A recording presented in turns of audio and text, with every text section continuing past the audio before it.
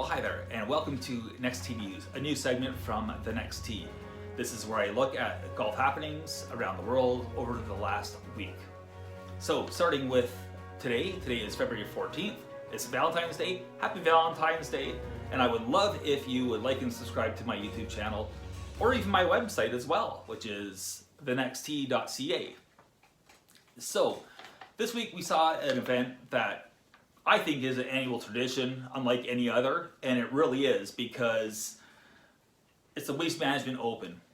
It's a place where the beer is flowing both down the gullet and through the air, as it turns out, and it's just a tournament unlike any others.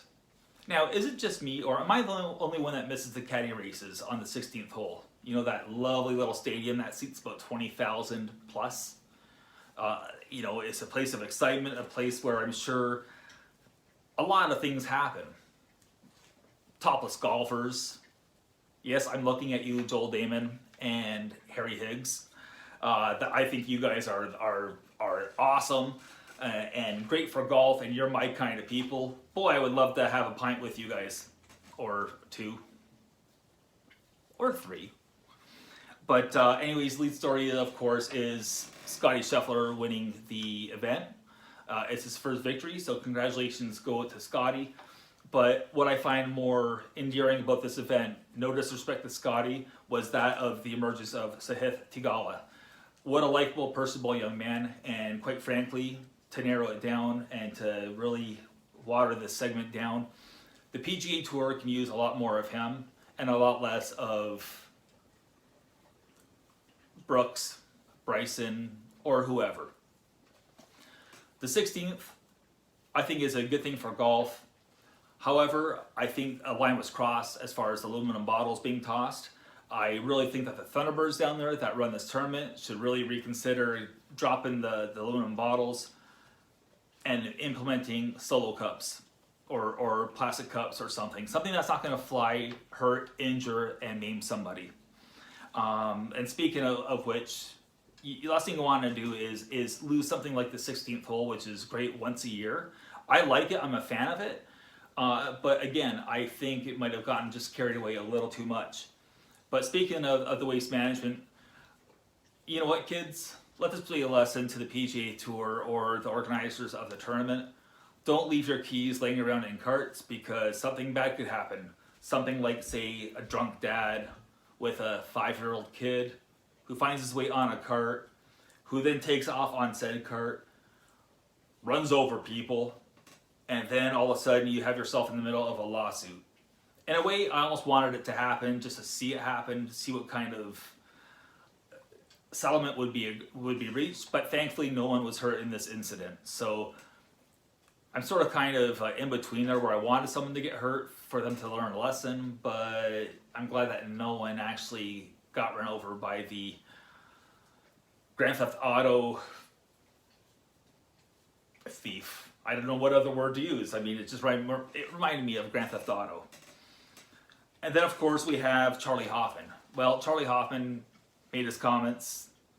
He was all pissy about the USGA and a rule and a drop. And he was quick to suggest that, well, maybe this is the reason why guys are jumping ship. No, Charlie, guys just want to jump ship to Saudi Arabia for the money. You know what?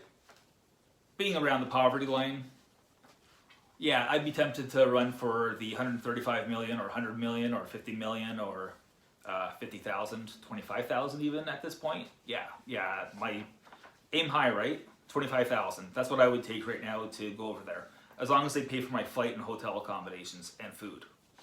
So, Charlie, if you and other guys want to go and play, that's your prerogative. Please, go do it. And just stop talking about it.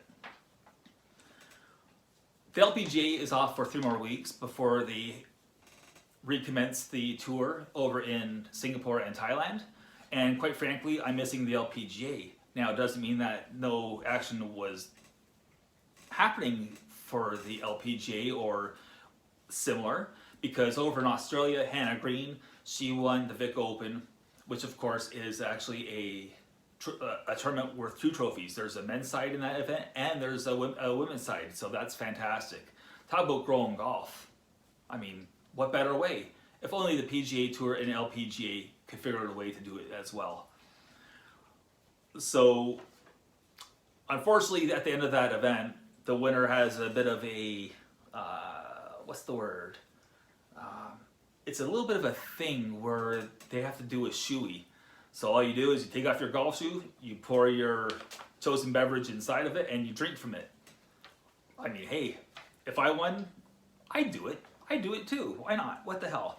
And lastly, in a little bit of golf industry news, we had some releases from Ping with the i5-25 irons, and Tour Edge Golf launched their Exotics 722 series of metals. There's two specific players that are targeted.